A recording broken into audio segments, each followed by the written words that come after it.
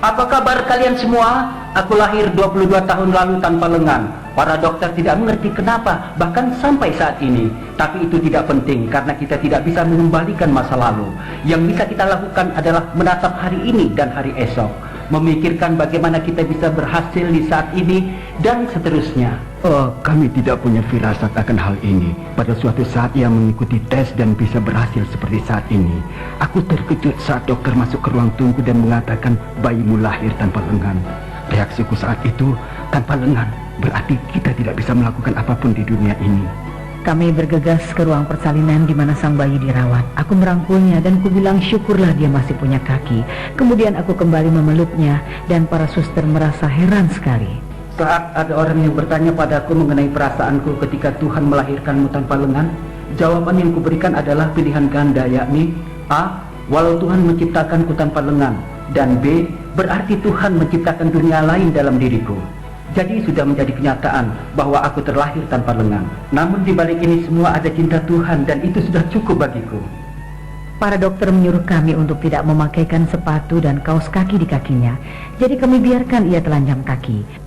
Dan sewaktu ia ingin bermain, dia tinggal duduk di atas meja yang penuh mainan serta juga tempat tusuk gigi di meja.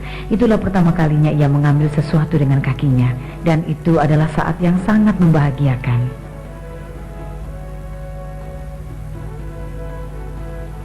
Saat dia di SMU, John sungguh sangat percaya diri.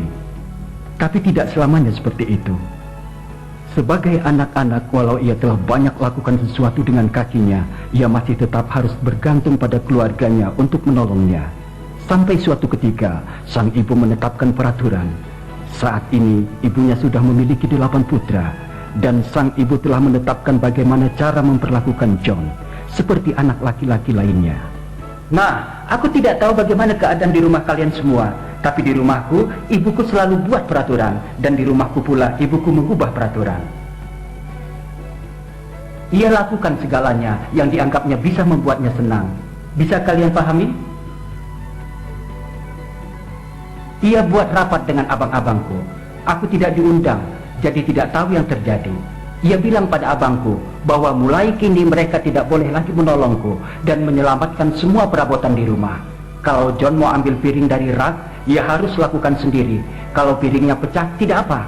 Di usia 10 tahun, aku masih butuh pertolongan abangku memakaikan baju sebelum pergi ke sekolah di pagi hari. Ia bilang kalau pergi tanpa busana, ia tidak mau ke sekolah. Ya, agak berat memang, karena kita ingin sekali membantunya sebisa kita. Tapi mulai kusadari, aku tidak bisa.